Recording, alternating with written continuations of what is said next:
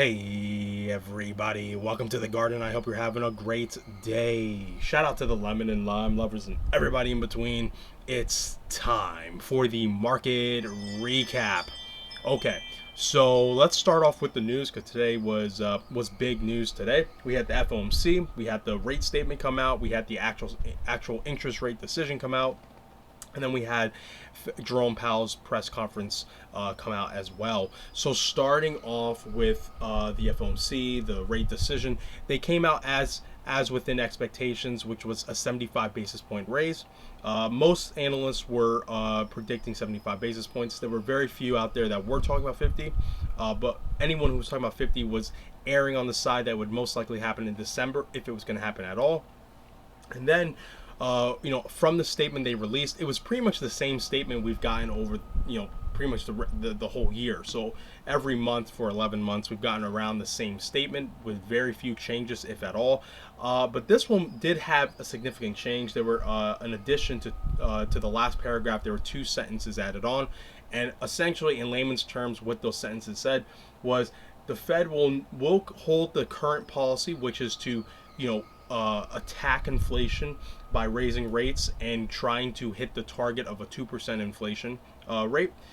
But they will now also take into account global slowdown. So pretty much what's happening to global manufacturing and shipping.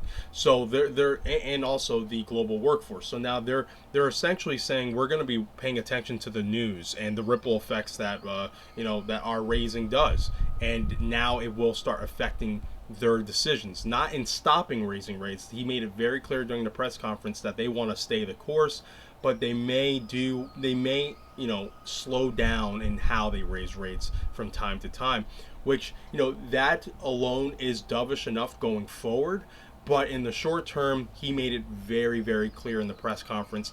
He reiterated over and over and over, they are holding policy. They're holding their current policies, and that they're going to continuously raise those rates. So the markets didn't like that. But looking forward, looking out into the future, we are potentially nearing the end of this dark tunnel to start getting a pause, or at least a slowdown in the raising of rates, sometime next year, potentially.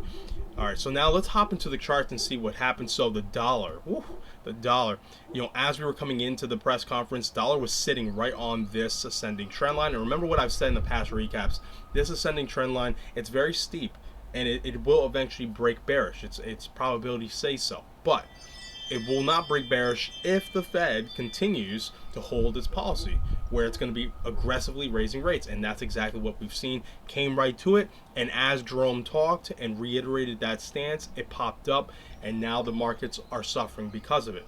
However, this does not mean that the dollar is going to explode higher, breaking this descending trend line. It may, if in the coming days to weeks we get more info coming out of other Fed chairs like Bauer, and they're reiterating a stronger stance, saying that they think that he's not being aggressive enough. Then you will see the dollar start breaking these levels.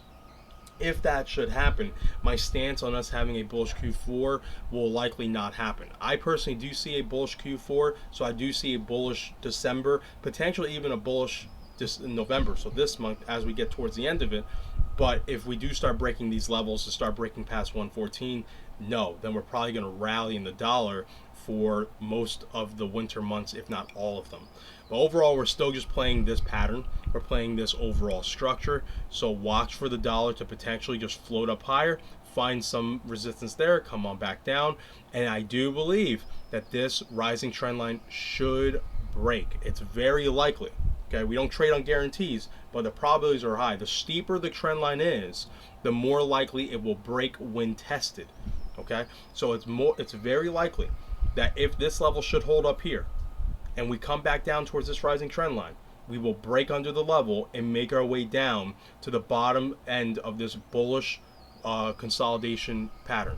Okay, this is a bullish structure. So in the end, I do see us breaking higher and then going much higher than 114, but not right now. I see that going into next year. Again, we'll see if that happens. We may be doing it now, or we may play out what I'm originally seeing. Okay, but in the end, I do think we're going to see the dollar tap 108 at the least. We could potentially go a little bit lower if we grind down sort of like this as well, going towards the 106s, 107s.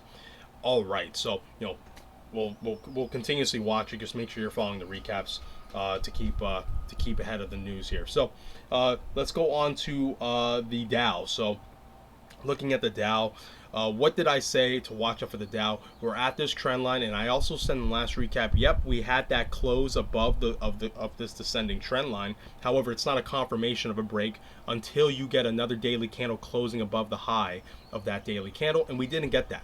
We didn't get that. That's why I'm so strict on my definition for a breakout, because even though we close above the level, we don't get that confirmation. If you try and play the breakout, what do you get? You get caught in this.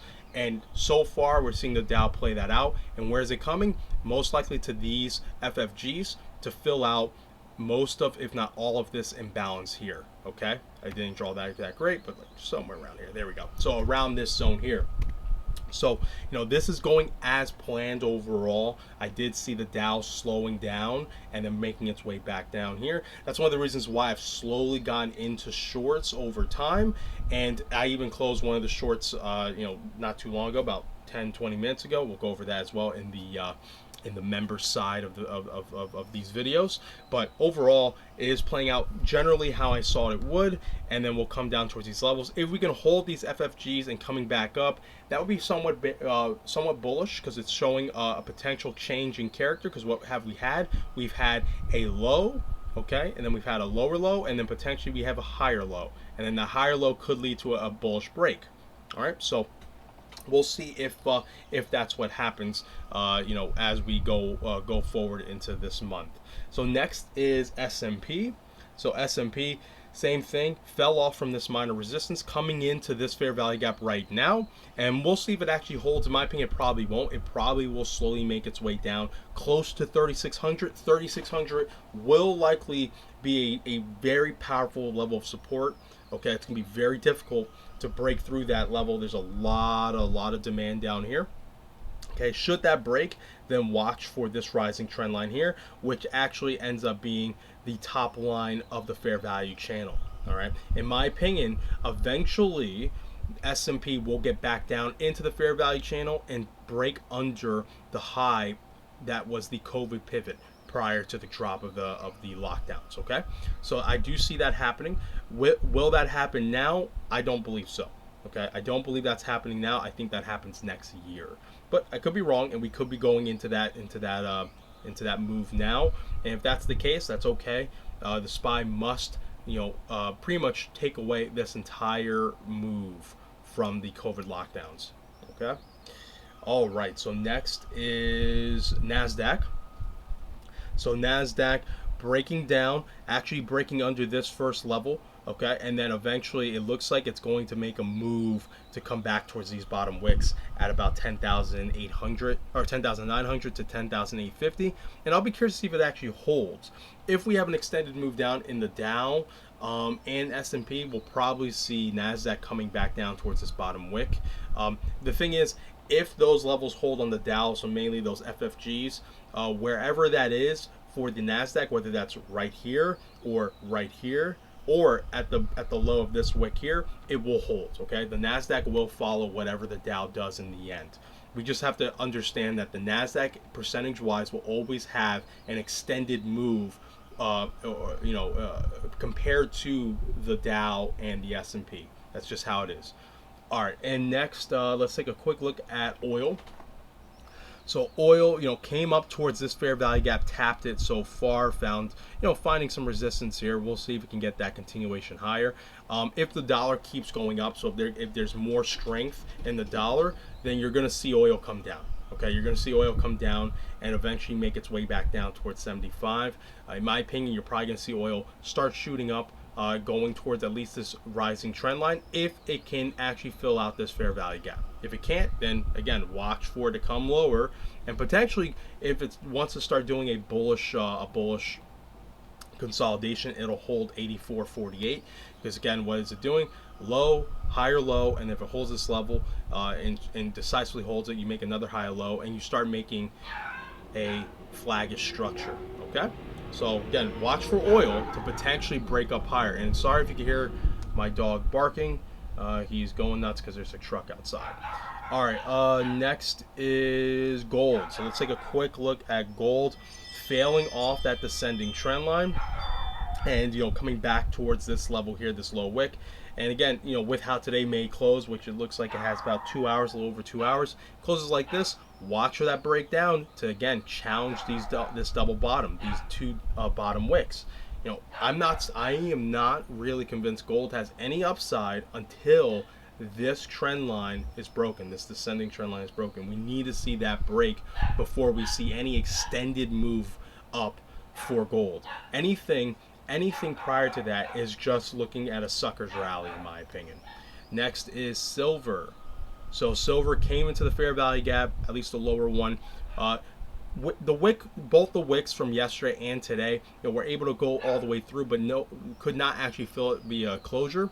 But now we're again doing what? Making our way back down towards the rising trend line. Okay, it does not mean this rising trend line will immediately break, but because it is fairly steep, you have to be fairly cognizant of that. If it does break, the next zone we're looking at is down here, because the microphone structure is the larger structure, in my opinion, and that's looking at 16 to 14 bucks, depending on how slowly or quickly it drops.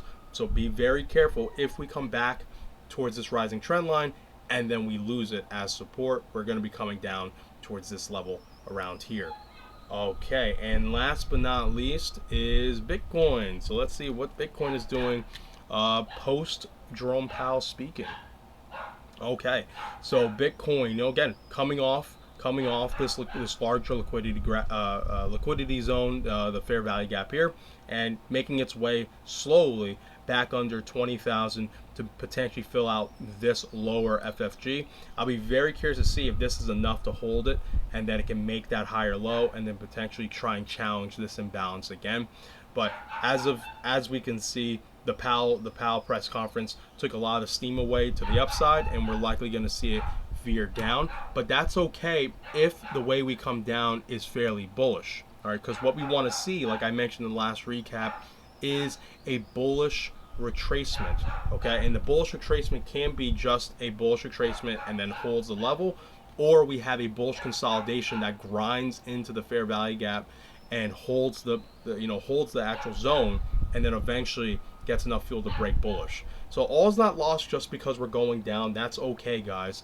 But it does suck. It does suck that Jerome Powell really held strong, at least in the short term, their current policies. Because in my opinion, economically, they are doing more harm than good at this point, because they have not gotten inflation under control at all. And that's with as aggressive policies as they have had. And they've had almost, now we're looking at nearly a year. So I think they failed in their mission, and they also have failed in their mission to keep the jobs market strong, because now we have a weaker jobs market than we did last month. So I believe that they failed so far. Jerome Powell didn't do horrible in his press conference. He did the best he could to stay as hawkish, but not overly hawkish as he could, and he tried to stay within this month as much as possible without trying to touch what they may do on December. All right, so that's it for this market recap. Remember, if you have any questions, let me know. Make sure to like and subscribe and to share the video. And make sure, if you're not participating in the free trial of the swing trading service, make sure you are, especially if you're interested, because again, you only have for this month, and a month goes by fast. All right, everyone, remember, be patient, be vigilant, and be nimble. I love you guys. Take care. Bye.